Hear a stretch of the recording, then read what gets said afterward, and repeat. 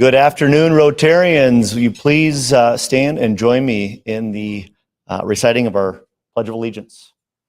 I pledge allegiance to the flag of the United States of America and to the republic for which it stands, one nation, under God, indivisible, with liberty and justice for all. I'd ask that you remain standing, and we'll have Brian Cooper come forward and share the invocation.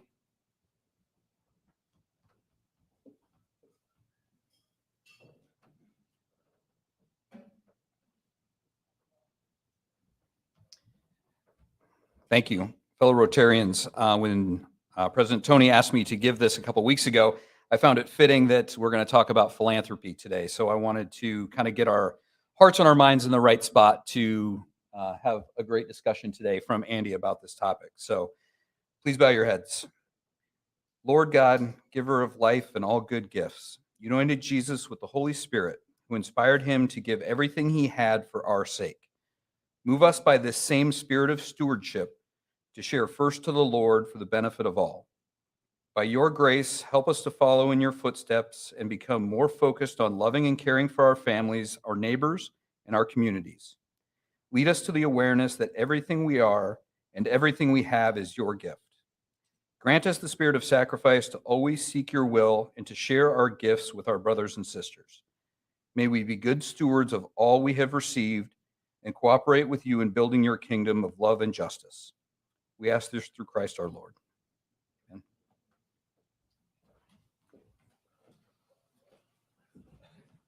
All right. Well, thank you, Brian, and welcome Rotarians and guests.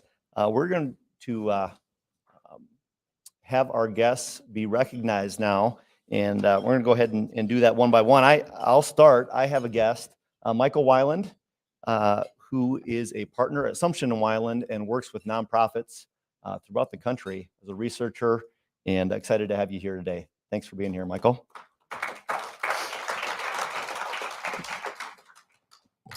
Olivia Essig, you have a guest. Do we have a traveling mic?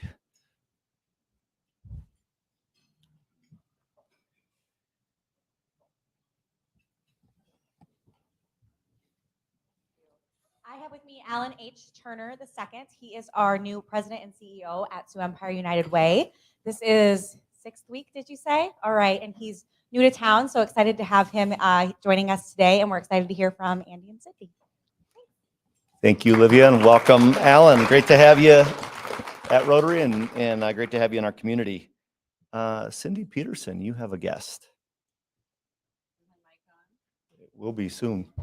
If Rika would stand, my guest today, I'm so pleased to bring Rika Peterson. She's part of the Maximizing Excellence team, and she was very actively involved in the data that is at your disposal today. So thank you. Help me welcome Rika.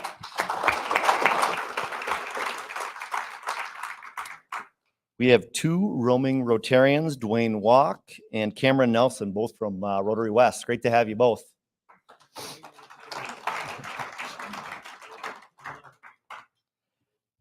Jeff Griffin, you have a guest. Good afternoon. Good afternoon. My guest is Mike Lynch, Executive Director of Ford Sioux Falls. Thanks, Jeff. Welcome, Mike. Great to have you. And Jessica Wells. Good afternoon. My guest is Michael McNeely. He is with the Abbey Group. They do campaign consulting across South Dakota. He lives in Custer. Otherwise, I'm sure he'd be a member of our group. Welcome, Mike. Thank you, Jessica. And excited to have so many guests. Many of our guests have turned into new members, and just want to remind you, we're coming down the home stretch on our year. We have 43, 44 new members, and if we're going to get a new member in before the end of this year, which is June 30th, we'll need that application submitted by the end of next week. So please encourage those who are considering to apply. We'd love to have them headed into the upcoming year. Rotary Business last week, want to just thank those that were able to join us. We had an excellent Rotary After Hours at the R Wine Bar. It ended up being a rainy afternoon, so we spent our time inside, but I can speak for myself. A good time was had, and we just really enjoyed an opportunity to get together in a social setting. So with that, we're going to go ahead and turn our attention to our panelists today. And when this topic came up, it's new for us at Rotary. We often shine a light on nonprofits. We shine a light on different initiatives, Forward Sioux Falls. We'll talk about that. We had Alan and Jay from Sioux Empire United Way. But we thought, what an opportunity to talk about it at a macro level, talk about what has made us successful, where we're at now, and potentially look into where we're going. And I asked to moderate this conversation, so I'm going to go ahead and take a seat, and we're going to go ahead and get this started.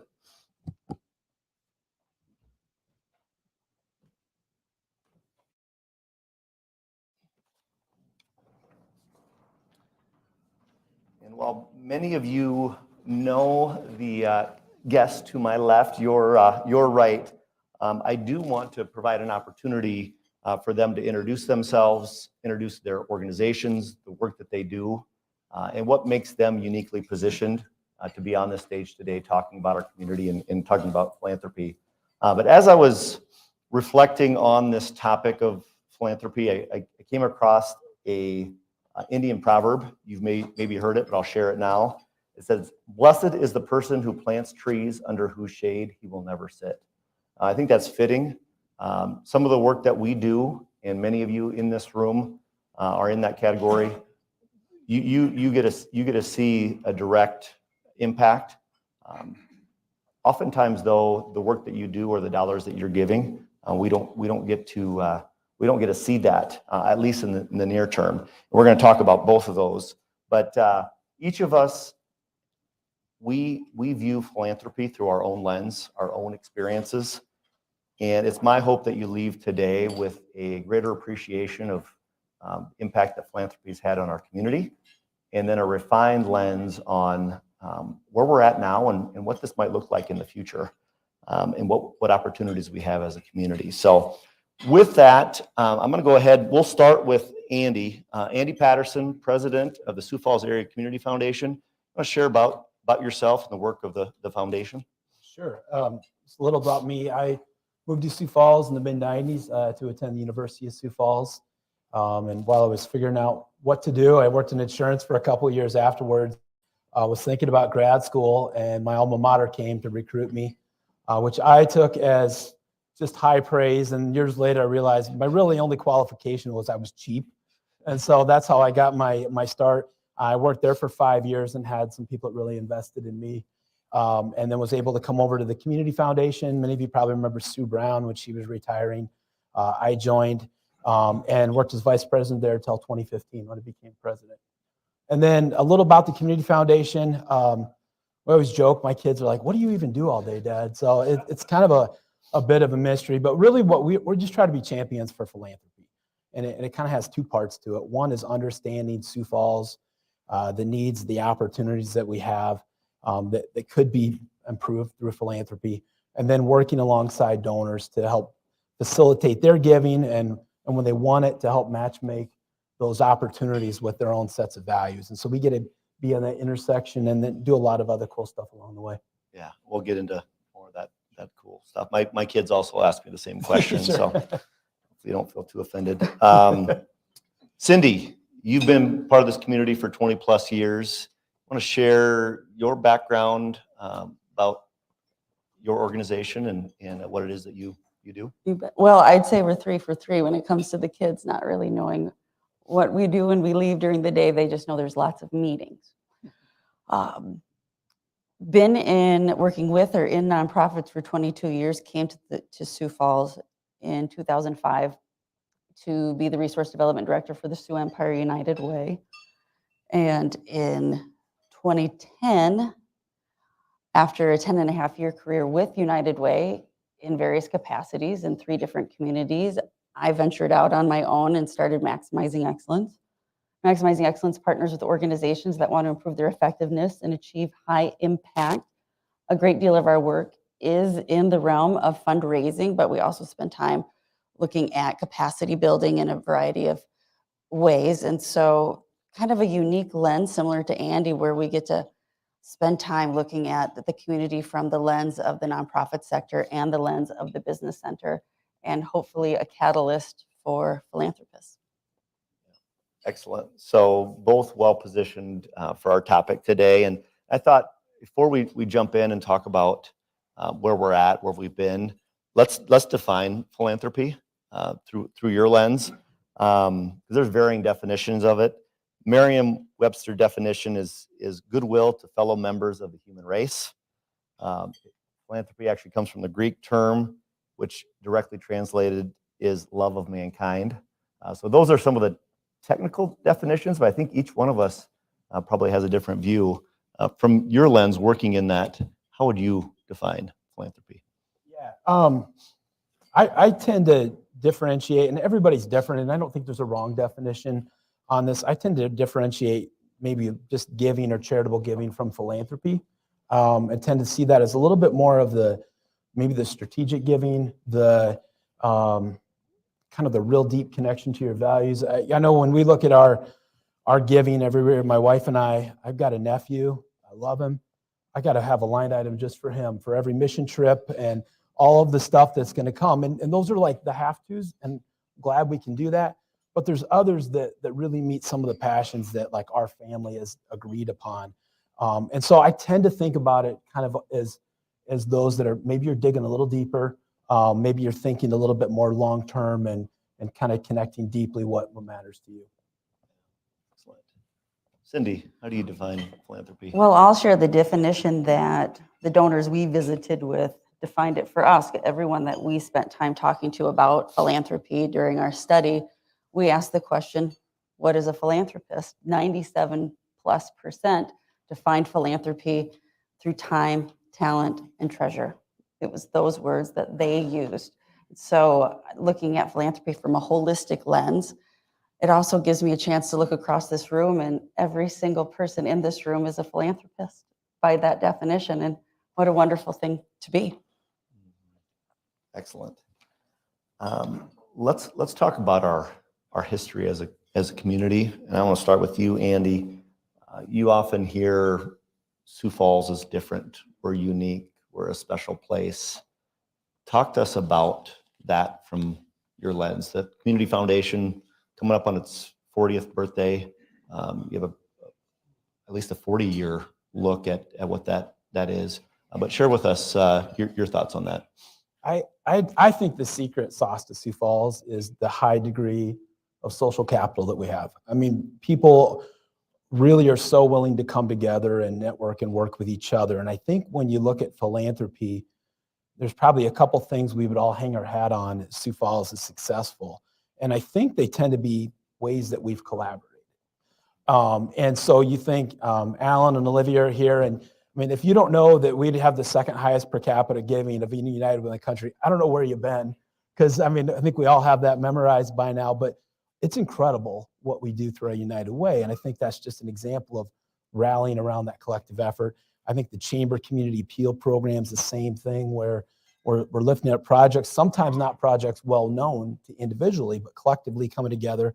I think even the Forward Sioux Falls campaign, while technically not maybe charitable gifts, it's still that kind of collective giving back. And I think that even last week, hearing Dan Kirby talk about the early days of the Washington Pavilion forming, I think that's that culture of working together that really has put us on the map and made us successful in the philanthropic space. Cindy, anything on that you want to add regarding our history? I think those institutional elements make a lot of sense. There were culture influencers probably 30 years ago who came together and were very intentional about that collaborative spirit from the business community and have carried that forward. And we all benefit from that great work and that vision today. Let's move into today. Your firm specifically. Curious, a few years ago, you've been in this work since 2010, even prior to that with United Way. Talk about the work that your firm set out to learn or research, and tell us about why. Yeah, the why. Well, the why is kind of a fun, it was a lot of little things that all came together, and I was on a drive down to Omaha to give a presentation, and it just dawned on me that what we all wondered, we all felt intuitively who work in this industry, but we really hadn't proved it. There was no data behind what we all just kind of instinctually felt. And in our work, we work with a great number of community leaders as volunteers and as donors. And time again, they would tell us on individual basis that they were tired. They were feeling fatigued. They were burning out. Some of our most gracious and passionate philanthropists in our community were burned out. And not just from the lens of giving, but from the volunteering and raising money as well. They would tell us that there was almost this sense of bombardment, that there were more and more organizations coming to them than ever before. And that honestly, they were frustrated at the way they were being asked and that it could have been done better. And so we were hearing that over and over again in a lot of different entities. Then there's the other side of the coin, the nonprofits. We work with the nonprofits. And they were telling us that they felt like they were just coming up against this wall time and time again, not being successful identifying new donors in the community, not being successful getting their board excited or engaged in helping to raise money, feeling the pressure of more nonprofits in the community and not necessarily a donor base growing at the pace in which the nonprofit sector was growing. When you think about this amazing community and its growth, as a community grows, the needs grow. And so the pace in which that was happening, it was out of balance. So we really saw it on both sides. And so what we wanted to do was find out from the donors, ask the donors, how do they want to be engaged with? What do they want from the nonprofits that they partner with? What's missing from that process? We learned a lot about that. We learned a few other things as well, but we just wanted to take the speculation and what we all kind of thought and put some data behind it, because with data, we can be confident about what we do next. Let's talk about kind of the means to get to that data. What does that look like? We've gone through a pandemic here the last couple of years. Talk about what makes it statistically relevant, the work that you did, and who you talked to, and how you went about what we're going to talk about here. Yeah, we looked at two different lenses. One is we wanted to make sure that that individual who doesn't necessarily think about philanthropy or have philanthropy in their lives in and out on a regular basis, we wanted to make sure we had that voice.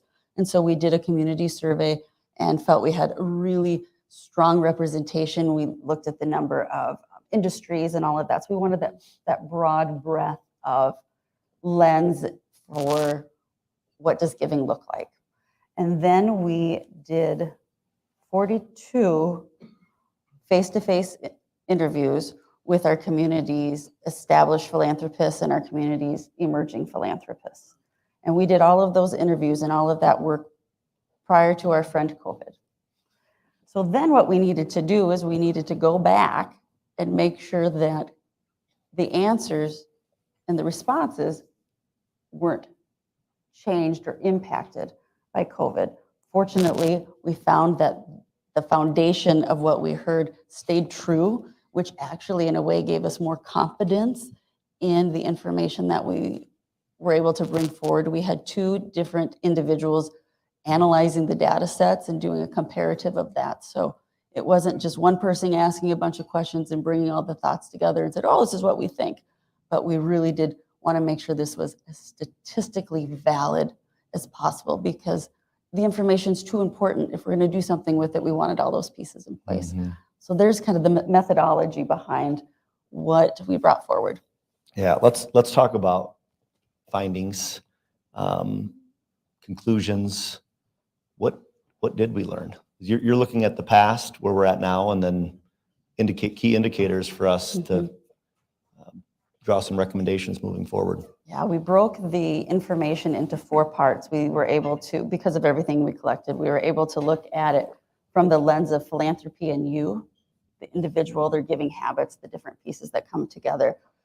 From the lens of the nonprofit sector and what donors say about nonprofits and the relationship that they have with nonprofits, we were able to look at it from philanthropy and the business community. That is an element that if you haven't spent time in other communities, certainly businesses give in other communities, it doesn't look like it does here. And so we had that piece. And then we looked at philanthropy in the future. So we wanted to make sure that that piece was there as well.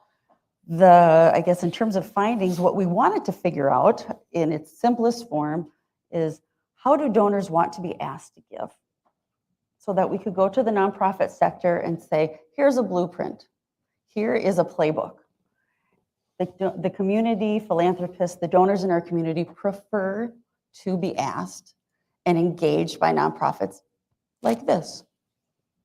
Well, donor preferences are elusive, and no donor looks for and wants, for the most part, the same thing.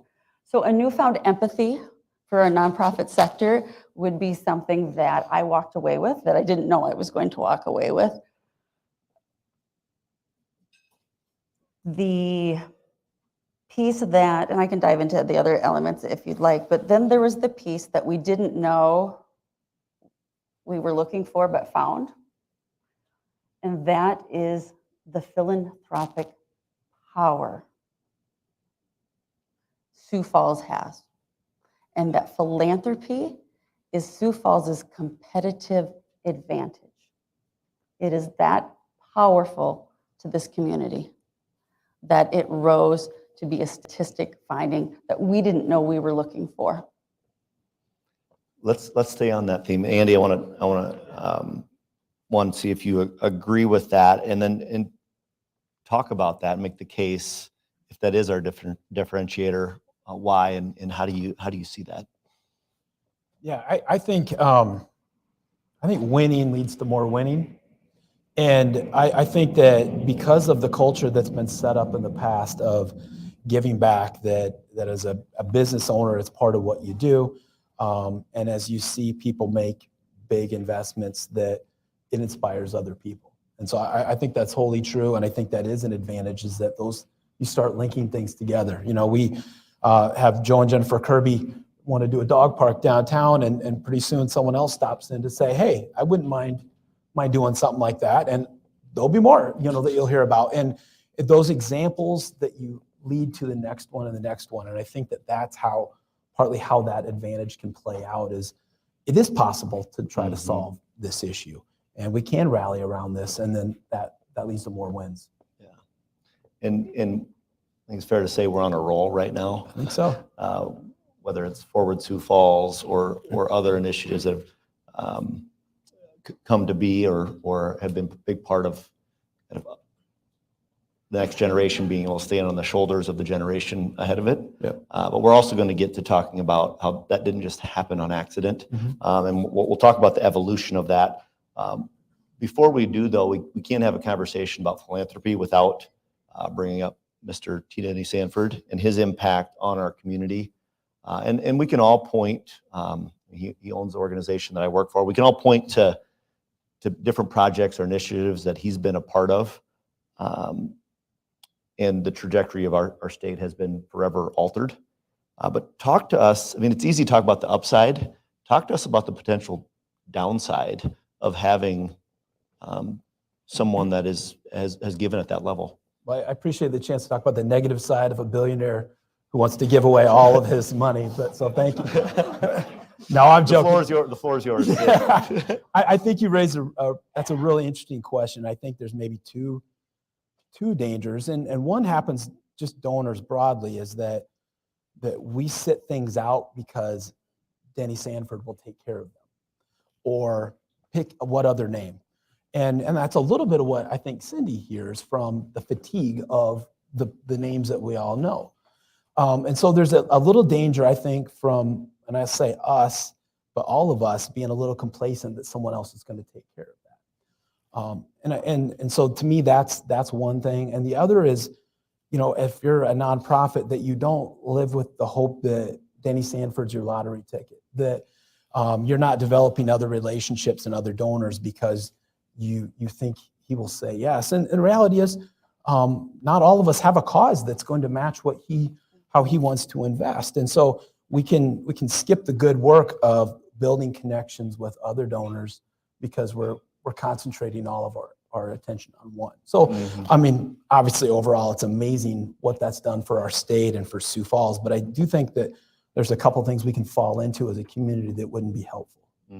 We're going to talk a little bit more about some of those dynamics, but let's talk about another example in our community. And you brought up, we had Jay and Ellen on the stage here a few weeks ago. We often look to the United Way as a shining example of collaboration and our ability to harness the power of our community to raise $10 million plus and give that where it's needed. Let's talk about the United Way, what it's taught us, where we're at, and Cindy, any thoughts on what we need to do, not only United Way, but as a community moving forward?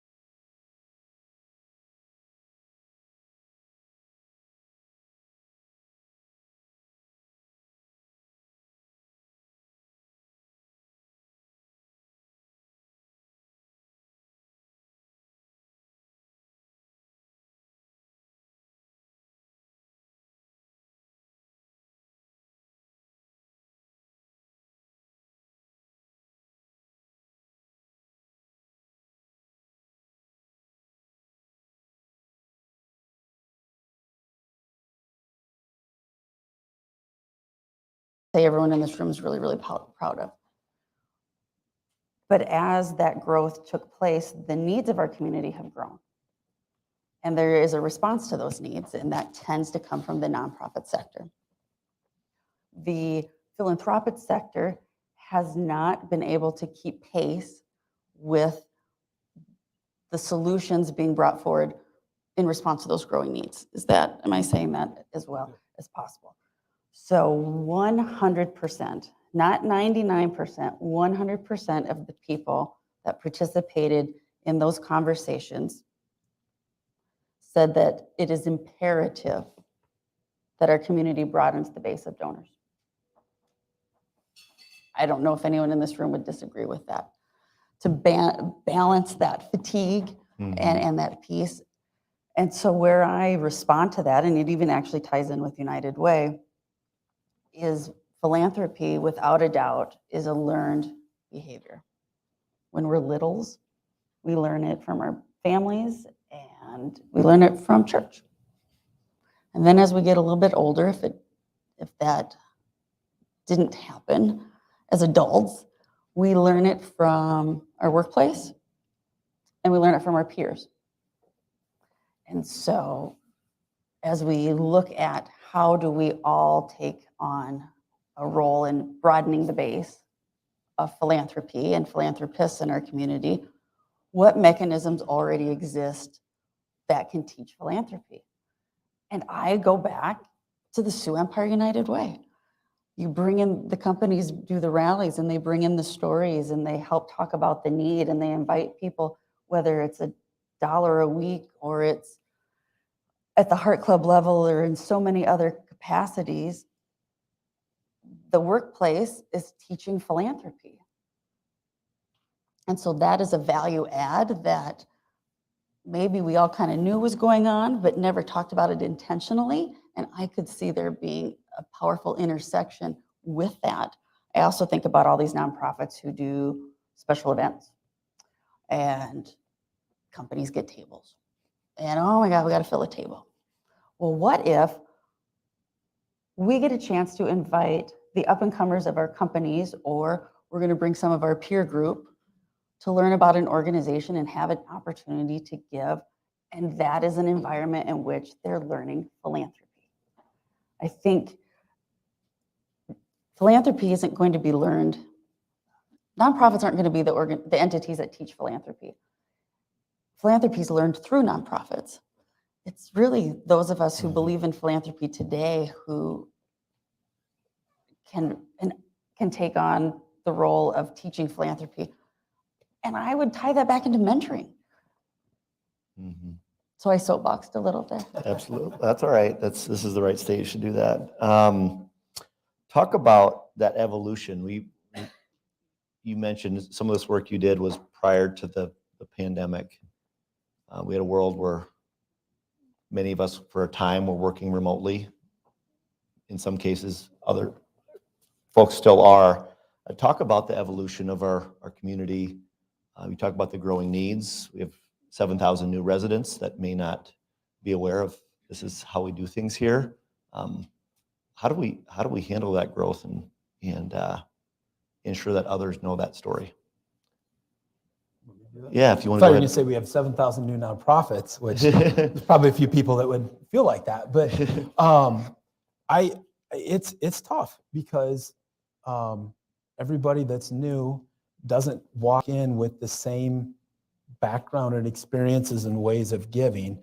And so in some ways, the 30 years ago, the things that some leaders set in motion, agreed upon, they get maybe a little diluted over time. And it's one of the tough things is how do you, like Cindy mentioned, those special events that you're filling the table out. I mean, those can be a blessing or a burden to a young staff person, that it's one more thing that we need to go to, and then we probably got to throw something in the envelope. And that just taught them a gift of kind of obligation. Like, this is the price of being a business leader. And we got to use those moments to have them develop a passion for those causes. Because when it's not the have to, but I want to invest, that's where the decimal point starts to move, with giving. And so I think that's, as we're inviting people in, we got to invite them into relationships with these organizations, and it has to go beyond, the campaign hierarchies that we all use and those kinds of things. They have to get a connection when they're sitting at that table, that it's not, the boss doesn't need to be here, but this is really amazing. I didn't know what it was. How can I get involved at a different level? And I really don't have any good ideas other than relationships. How do you start connecting people to those that see that work and that need up front? Because it's hard to demonstrate success in human services. And the best way is to get to know the work and see it up close. So I think that's, how do you invite people in and help in that way of saying, this is something you and your family need to get to know? I couldn't agree with Andy more. And as we look at how giving has looked over the past years and what is it likely going to evolve into, that transition from, in some cases, feeling more obligated that those pieces are there. Mission is back at the forefront in a way it has never been. And so these emerging philanthropists, one, they want to carry the water. They have no intentions of giving less. They have no intentions of letting it slow down. They're adamant about that. But they do want the giving to look a little bit different. They want to be more active and activated in their giving. And I think you just mentioned that. You really spoke to that as well. And that mission prevails in their decision to give. Yeah. Talk about a little bit more about that next generation giver. You talked about Cindy in your work. There wasn't, hey, if you do this, you'll be successful in terms of if you're speaking to a development officer or a nonprofit leader. But talk about some of those things that emerged as maybe themes within your work that might be helpful for our nonprofits that are working. They have a budget that is X, and they need to get there. While how people want to be asked, I go back to that word elusive, is unique, and it's very personal. Well, Andy just said relationships, so that syncs up. What we did here time and time again is stewardship and impact and stewardship. Our nonprofits focus so much and put so much energy and time and resources into educating and making an ask. Donors want a stronger connection with what happens after the ask. Stewardship and impact and stewardship. And in some ways, those are the easier things. And so if nonprofits are saying, well, what is the one thing that we can do that will translate to all of our donors, no matter their giving size? Oh, and that's what we learned too. Whether it's a $10,000 gift or a $50,000 gift, the donor's connection to their gift and their desire to hear from that nonprofit, identical. So that, to me, would be the most universal takeaway. For those that you see in our community doing that well, how are they doing that? You talked about the person earlier in their career that might have a family. Getting to a gala or an event could be a challenge. How are folks breaking through to someone that is maybe working remote or new to our community that we don't even know? What are some examples or things that you can point to say, all right, they got it figured out? That it's really hard, and that's no shade in any nonprofit. It's hard to do that, especially if you're taking that to scale beyond just your top tier donors. I think it's having a blend of the heartfelt stories and also the confidence that you know what you're doing. And somehow, how do you message in that way, and then that you follow through, and that you don't go for cheap gifts and gimmicks, but you go for connection. and I think if you find how do you connect with that donor's interests, it becomes so much more natural. It's like when you're at work, but you're working in your strengths versus your weakness. You can maybe do both, but you're gonna kind of hit that flow. And I think that is the key, is to try to really make yourself a human org that people can understand and relate to, but know that this is still professional and strong. And it's hard. Like, when I get all of the letters at home and I don't read a lot of them, and so how do you break through it? It does kind of wash over you, but I think to keep trying to, at some point, you have to connect personally with what they're doing. But that's easier said than done. So it's not like I'm sharing anything brand new or any new ideas there, but it's hard. Well, again, it reinforces an empathy that if I didn't have it before, which I did, it just is, I see it so much more clearly than ever before, that there is not a formula, there is not a magic check these boxes. The relationship piece is critically important. It really, really is. And what's interesting, and I think, again, part of that empathy is nonprofits are responding to right now needs. Right now needs. Kids are hungry right now. So they are bringing in dollars in the way that can bring the dollars in right now, so that those kids are fed. How at the same time are you playing long game and building those relationships? That balance isn't in balance. And so nonprofits really are responding to right now needs. Yeah, let's talk. So that's the stakeholder of the nonprofit. Let's talk. We have a lot of business owners in the room. We talked about Forward Sioux Falls. That's very visible and just came off a successful campaign, visible component. But businesses, we lean heavily in a low tax state. We lean heavily on our businesses, whether it's economic development or nonprofits. Talk about that intersection of business and philanthropy, and maybe speak to that impact of what you see, and how do we ensure that 10, 15, 20 years from now, we're still in a place of strength. Yeah. I mean, I think the one of the amazing blessings in Sioux Falls is that I think so many people understand that a quality community is all kinds of ingredients. And I think that, you see that with the kinds of things that the Chamber of Commerce, has to think about and spend time on. That, if the arts aren't strong, our community's weaker. If we don't have a social safety net, we're going to be weaker. All of these things matter. And so I think we're blessed that I think most businesses understand that equation, and they invest in a lot of different ways, and not just when it's economic development. So I think that's what we see in their giving. I think as a community, honestly, I think we rely too heavily on the business community to carry a lot of that. I think that the business community gives at a rate that I think is surprising in some ways, and not to slow anybody down with that, but I think that in some ways individually we have to run with them, because it's kind of shocking when you talk to a business owner about how many times they get asked. I had one that was retiring. He said, "Andy, I love philanthropy. I love giving back. I am wore out. It's twice a day. There's somebody in here."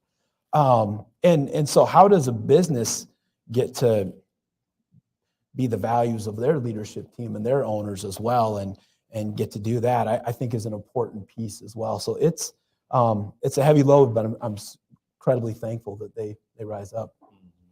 Cindy, anything you want to add on that? You work with a lot of business owners. We asked the individuals that we visited with about how they view the business sector in the community. And 9 out of 10, 90% described it as very positive. And they self-described the role of business in philanthropy with words such as huge, significant, important.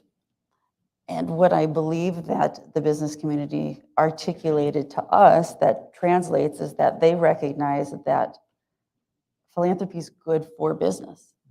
It produces social and economic development benefits that help grow our community.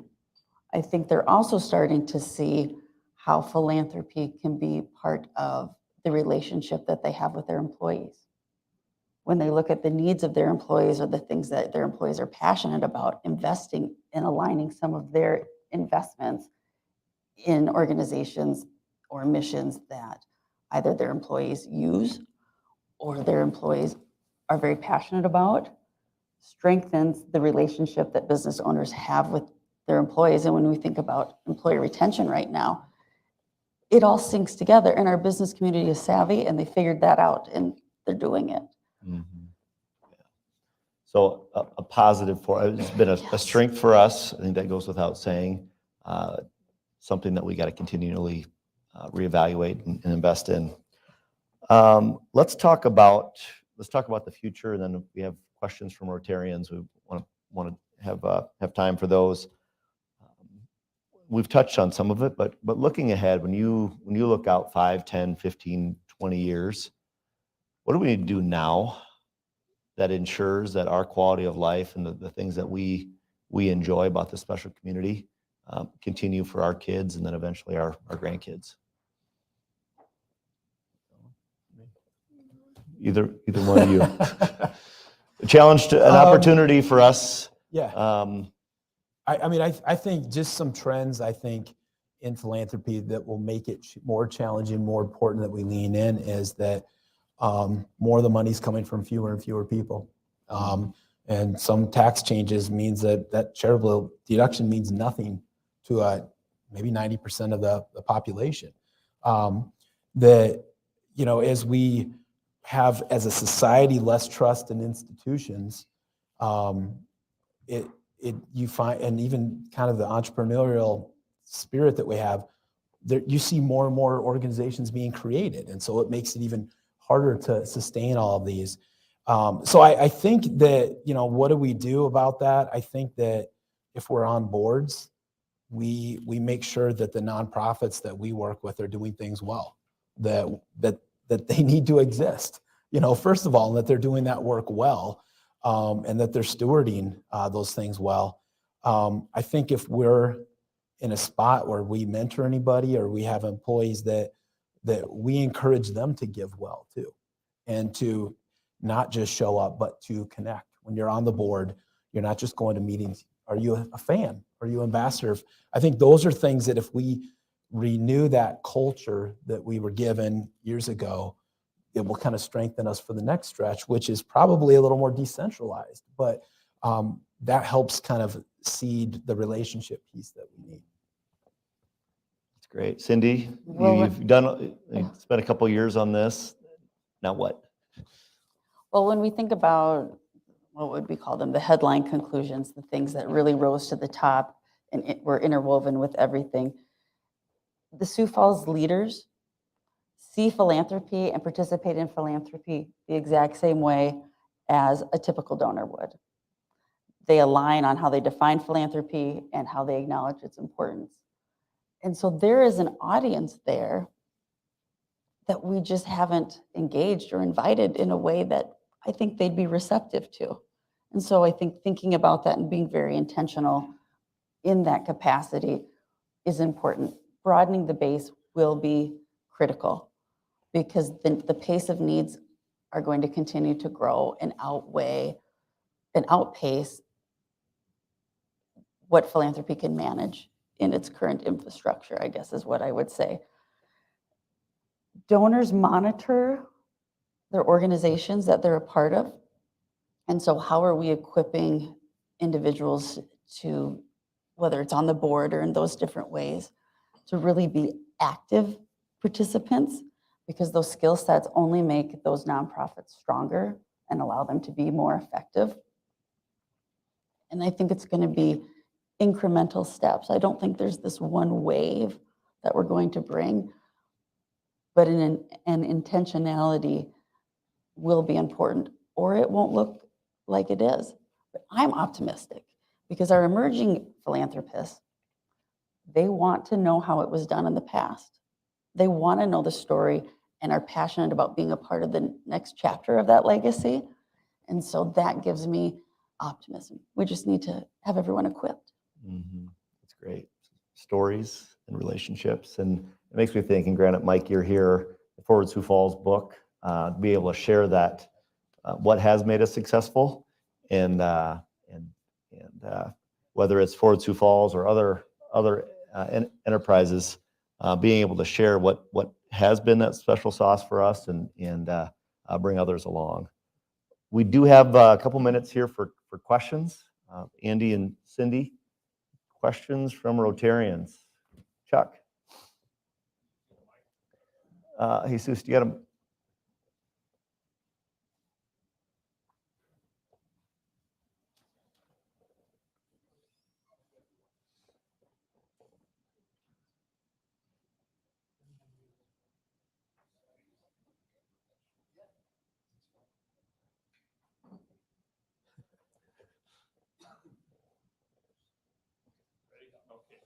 Chuck, I had a question related to the community appeals process. As you look at the work you're involved in, and Cindy, particularly your research, what are the pros and cons of that? It seems to be a relatively unique animal compared to many cities that I've worked in the past. So what are your comments, pros and cons? I think community appeals is a powerful mechanism to engage the business community and keep the business community at the forefront of philanthropy. I think it's an opportunity for individuals to get involved from a volunteer lens and learn about needs in the community, and also help tell that story to others. When I think about organizations like the skate park that just wrapped up, or Veterans Community Project, which is on its way to this community, community appeals is an opportunity to help educate about not only needs, but solutions in real time. So I think that the structure has a long-standing success. Just like everything, if the donor and the way the donor wants to be asked and what motivates donors to give is evolving, any of those institutions, any of those long-time programs and efforts need to evolve with it. And I think that's a good thing for everybody. I think it ensures success for a lot of off the radar kind of, like the skate park association would be a great example of, we could look around town and see some amazing things that are done that, frankly, kind of unique that got done because of the shared attention and collaborative spirit. I think sitting on the community appeals committee, the last few years, I think an acknowledgement that as we grow as a community, the schedule is kind of limiting when there are 2 a year. And I think kind of an increasing acceptance, there will be more campaigns in town beyond the scheduled community appeals. And I think we see that now. And so I think that's kind of just a reality that maybe isn't the perfect thing, but I think is something that happens, is that there's a lot of programming out there happening. And I think the community appeals is important and needs to continue, but I think you'll, as donors, see other things come your way just because of the volume of organizations raising money. Stephen. Hi there. So first of all, I want to say thank you to both of you. You kind of honestly are two of the more wonderful leaders here in this community that a lot of us listen to who are in this industry and things that sort. So thank you so much. I guess my question is that you kind of got into it where you're seeing that philanthropy is having to take over for certain things that maybe government should be doing. And there's always that push and pull, where's the private versus the government and things of that sort. But I guess my bigger question is what are the issues here in Sioux Falls that we're not finding donors supporting that really need to be, that are maybe concerning in years to come, that we're not finding donors are stepping up that might be concerning to you, that maybe you see coming down? A smelly river, reading issues, whatever it might be. what are some things that you're concerned about yet you see coming down that maybe we haven't found donors to maybe support yet? That's an interesting question. Well, many of the nonprofits come to the community foundation first. Yeah. So Yep. what are you hearing? One of the really challenging things are the big problems are enormous problems, right? I mean, it's mental health, it's affordable housing, and it's hard as a donor to find an investable solution that's going to move the needle on those. And so while you would like to see more money maybe given to mental health, I'm not sure what that solution is, because that's going to be a pretty large gift. And we've seen some awesome investments. Avera just did the link in downtown Sioux Falls. So there's things happening, but I think the spaces, Steve, that I would note would be, it's a giant problem. And I think that's where the collaboration matters, because then it's not simply a philanthropic solution. It's a governmental, it's businesses, how they do it, and all of those things coming together. So, I would say on a more micro level, some of our newer diverse communities are creating community organizations. And so, which isn't that different than a couple generations ago when we saw that. And I think that they're building their networks, and then you see them kind of further connect to the broader community.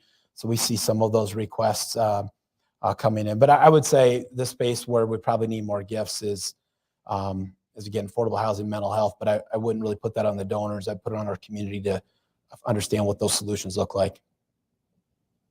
Anything else, Cindy? I don't have anything to add. That's spot on. Yeah. And that's part of living in a state where we have a low tax environment or no tax environment on the income side, where businesses and individuals realize that with that comes a responsibility to step up and fill needs. And we have as a community, and we plan to continue that. I want to just thank our panelists today, Andy and Cindy. Thank you for being here. Thank you for the work that you do with so many nonprofits and so many needs. So with that, just ask that you join me in thanking them, and we'll go ahead and do that right now.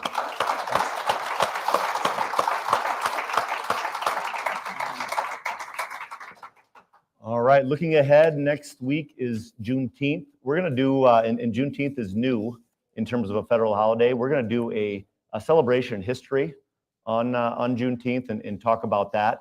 So look forward to that conversation. And then the following Monday, the 27th, Senator John Thune will be here. So look forward to seeing you the next 2 weeks. With that, Rotary is adjourned.